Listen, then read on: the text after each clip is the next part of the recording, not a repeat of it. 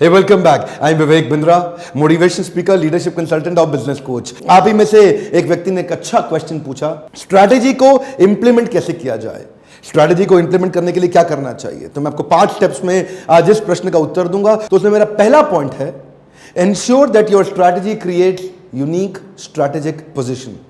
अब जो ये मेरा पहला है ना, पहले के साथ मैं दूसरा भी एक साथ ही एक्सप्लेन करने वाला हूं। एक हिस्सा यूनिक और दूसरा है स्ट्रैटेजिक पोजीशन। तो पहले मैं यूनिक को यानी कि पहला पॉइंट और दूसरा पॉइंट स्ट्रैटेजिक पोजीशन, जिसको मैं भी एक्सप्लेन करूंगा। पहला यूनिक का मतलब क्या हुआ? यूनिक का मतलब है कंपनी को ना ऐसे ही मत चलाते रहो जैसे चल रही है। कंपनी के अंदर आपको एक tough, clear, bold, unique, distinct set of choices create करनी पड़ेगी। मतलब क्या हुआ? आपकी जो सेट ऑफ चॉइसेस हैं वो इतनी यूनिक, इतनी क्लियर होनी चाहिए कि आपकी कंपनी को अलग से खड़ा करने में, अलग से दिखाने में आसानी हो। और दूसरा हिस्सा स्ट्रैटेजिक पोजीशनिंग, यानी कि वो जो यूनिकनेस है वो स्ट्रैटेजिकली पोजीशन भी हो रही हो। इसके भी 2 हिस्से हैं। मतलब क्या? प्रॉब्लम सॉल्विंग प्रोडक्ट और problem solving positioning. Problem solving product के ऊपर मैं एक वीडियो बना चुका हूं, आपने नहीं देखा, देखिएगा। इस थंबनेल को पहचान लीजिए, जाइए। प्रॉब्लम सॉल्विंग प्रोडक्ट के बाद यानी कि प्रोडक्ट वो होना चाहिए, वो नहीं जो मार्जिन ज़्यादा देता हो, वो नहीं जो मार्केट में बिकता हो, नहीं बिकता हो, चलता हो, नहीं वो जो कस्टमर की सबसे बड़ी बर्निंग प्रॉब्लम सॉल्व करता हो। और उसके बाद न केवल प्रॉब्लम सॉल्विंग प्रोडक्ट बनाना है, बल्कि उसकी प्रॉब्लम सॉल्विंग पोजीशनिंग भी करनी है। देखिए, 2 बातें हैं, पहले समझिए। कई बार क्या होता है, हम लोग ना इंडियन कंपनीज अमेरिकन को इतनी तेज कॉपी करते हैं, ये नहीं समझते कि इस प्रॉब्लम का कितना बड़ा क्वांटम है। इस प्रॉब्लम की मतलब नीड कितनी बड़ी है। यूएस में इस प्रॉब्लम की नीड थी तो वहां प्रोडक्ट बना, चल गया। इंडिया में भी क्या उस प्रॉब्लम का इतना रेलेवेंस है? हाँ, अगर वो बहुत ही रेलेवेंट है तो उसके लिए फिर वैसी पोजीशनिंग और वैसा प्रोडक्ट बनना चाहिए। तो पहला क्या था आपका? Tough, distinct, unique, clear choices. और दूसरा क्या है? Problem solving product and problem solving positioning. अगर स्ट्रैटेजी में आपके ये 2 हिस्से आपको करने हैं, अगर ये 2 हिस्से जो आपको करने हैं वो आपने ठीक कर लिए, तो बाकी के 3 हिस्से आप कंपनी से ठीक करा लेंगे। तो उसमें बाकी के 3 हिस्सों में जो तीसरा पॉइंट आता है, पहला दूसरा हो गया, तीसरा पॉइंट है incentivise the behaviour with emotional value and financial value.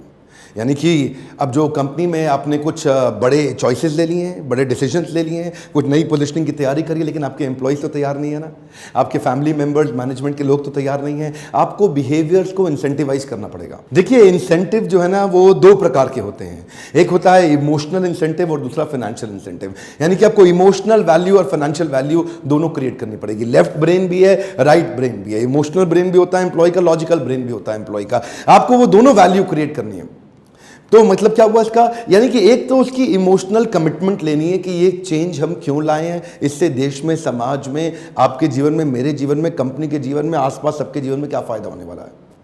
यानी कि उसका इमोशनल वाई क्लियर हो जाए कि ये हम काम कर क्यों रहे हैं। हाँ, तो वो हो गया इमोशनल कमिटमेंट। और उसके बाद हो गया यानी कि इमोशनल इंसेंटिव। अब आ गया फाइनेंशियल वैल्यू, फाइनेंशियल इंसेंटिव। यानी कि जो बिहेवियर वो ठीक करेंगे, नए सेट ऑफ बिहेवियर जो आपने एक्सपेक्ट किए ना, क्योंकि आपने पहले 2 स्टेप्स जो हमने डिस्कस किए थे उसमें बड़े परिवर्तन ले आए, तो अब वो परिवर्तन आपने डिसाइड करें, कंपनी ने तो किए नहीं। एग्जीक्यूशन फेल क्यों होता है? इसीलिए होता है ना कि आपकी स्ट्रैटेजी तो बहुत बढ़िया है, लेकिन नीचे तक सबको समझ में नहीं आया कि इसको अप्लाई करना क्यों है। भाई करना क्यों है, किस लिए करना है, मुझको क्या मिलेगा, क्या नहीं मिलेगा, क्या फायदा, अरे कहीं दिक्कत तो नहीं आ जाएगी, अरे नई समस्या आ गई, अरे नए काम में लगा दिया। उनका इमोशनल कमिटमेंट आपको लेना पड़ेगा। तो इमोशनली उनको इन्वॉल्व करिए, उनको एंगेज करिए। जिधर है इमोशन वहीं आता है डिवोशन। आग सीने में लगनी चाहिए, पीछे नहीं, आपको मालूम है ना। और दूसरा है फाइनेंशियल वैल्यू, यानी कि जो बिहेवियर वो कर रहा है उसके ऊपर उसको इंसेंटिव देने चाहिए। अब जब वो इंसेंटिव आप देंगे, उसको फाइनेंशियली भी देंगे, इमोशनली भी देंगे, तो आपके साथ लग जाएगा। तो यानी कि आप और आपकी टीम अब एक हो गई। अब एग्जीक्यूशन थोड़ा आसान होगा। ये 3 स्टेप थे। आपने उनका इमोशनल कमिटमेंट ले लिया, अब उनका विल तो आ गया है, अब वो करना तो चाहते हैं, लेकिन कहीं स्किल डेफिसिट तो नहीं है। तो चौथा पॉइंट है identify the skill deficit, knowledge deficit and execution deficit. ये 3 तरह के गैप्स होते हैं। अगर आदमी की इच्छा बहुत है करने की, लेकिन उसको आता ही नहीं करना कैसे है, तो कैसे एग्जीक्यूशन होगा सर? आपकी स्ट्रैटेजी यहाँ रह जाएगी, पेपर पे आ जाएगी, लेकिन बिजनेस में दिखाई नहीं पड़ेगी। देखिए, ध्यान दीजिए, मछली पेड़ पे चढ़ती नहीं है। मछली के पास उसको समझ में आ जाए पेड़ पे चढ़ने का क्या फ़ायदा है, उसको पता लग जाए पेड़ पे चढ़ने का क्या फ़ायदा, फिर भी नहीं चढ़ पाएगी। क्यों? उसके पास पेड़ पे चढ़ने का स्किल नहीं है। विल तो है, फ़ायदा नहीं होने वाला। आप अपने एम्प्लॉयज़ में ढूंढिए नॉलेज गैप कहाँ है, स्किल गैप कहाँ है, एग्जीक्यूशन गैप कहाँ है।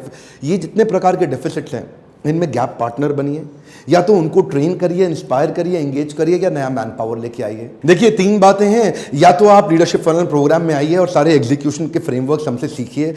फ्री लर्निंग यूनिवर्सिटी के माध्यम से आप हमारे नए वीडियोस देखिए, जो कि Q&A बेस्ड वीडियोस की मैंने सीरीज शुरू करी है। और अब आता है 5वां पॉइंट। 5वें पॉइंट को एक्सप्लेन करने से पहले जरा इसको एक साथ करिए। पहले 4 पॉइंट में कि स्ट्रैटेजी ठीक हो गई, पोजिशनिंग ठीक हो गई, बिल्कुल यूनिक हो गया, प्रॉब्लम सॉल्विंग हो गया, सब कुछ हो गया, मैन पावर भी तैयार हो गई, इमोशनल कमिटमेंट भी आ गया, फाइनेंशियल कमिटमेंट भी आ गया, नॉलेज गैप भी देख लिया, स्किल गैप भी देख लिया, लोग तैयार भी हो गए, स्किल भी है, विल भी, सब कुछ हो गया। अब क्या दिक्कत है जी? अब क्या दिक्कत है? फिर भी रिजल्ट नहीं आ रहा। हाँ, जरूरी नहीं है फिर भी पहली बार में रिजल्ट आए, पहली बार में सफलता मिलती नहीं है, आपको बाउंस बैक करना पड़ता है। क्या मतलब हुआ इसका? Flexibility is the solution for frequent barriers. One more time, come on. क्या क्या क्या? Flexibility is the solution for frequent barriers. अब आपको अपने फ्रेमवर्क्स को और अपने काम करने के तरीके को फ्लेक्सिबल करना पड़ेगा, थोड़ा लिक्विड होना पड़ेगा, थोड़ा एजाइल। एजिलिटी बहुत बड़ी चीज है साहब बिजनेस में। देखिए एक बात मैं आपको बताना चाहता हूं, याद रखिए हमेशा, कोई भी सीईओ या कोई भी एंटरप्रेन्योर सफल हो ही नहीं सकता बिना फ्रेमवर्क्स के। एग्जीक्यूशन आ ही नहीं सकता। एग्जीक्यूशन के लिए आपको फ्रेमवर्क चाहिए। अब फ्रेमवर्क भी 2 तरह के होते हैं, एक होगा स्टैंडर्ड फ्रेमवर्क, एक होगा क्रिएटिव फ्रेमवर्क। जो लीडरशिप फनल में आपने बहुत बार मेरे से, अगर आप मेरे पुराने व्यूअर हैं तो आपने मेरे कई वीडियो देखे और आपने क्या देखा, हम फ्रेमवर्क सिखाते हैं बनाना। लेकिन हम आपको इतने फ्रेमवर्क सिखाते हैं, इतने फ्रेमवर्क सिखाते हैं, इतने कि आप अपने फ्रेमवर्क तैयार करना सीख जाते हैं। आप इतने क्रिएटिव हो जाते हैं कि अपनी प्रॉब्लम के हिसाब से आप अपने फ्रेमवर्क रेडी कर लेते हैं। और जब बस यही प्रैक्टिस है मेन बात। जैसे ही सीईओ के पास फ्रेमवर्क्स बनने शुरू हो गए और फ्रेमवर्क्स इंप्रूव होने शुरू हो गए, क्रिएटिव होते गए वो फ्रेमवर्क्स को और इंप्रूव करने में, तो आपके पास स्ट्रैटेजिक फ्रेमवर्क्स रेडी, आपकी स्ट्रैटेजी के लिए एक शीट बन गई जिसको लोग, जूनियर आदमी जिसको ज्यादा दिमाग नहीं लगाना, काम करना है, वो आपके फ्रेमवर्क को इंप्लीमेंट करता जाएगा। आप तेज आगे बढ़ते जाएंगे, वो करता जाएगा। ये मुश्किल नहीं है।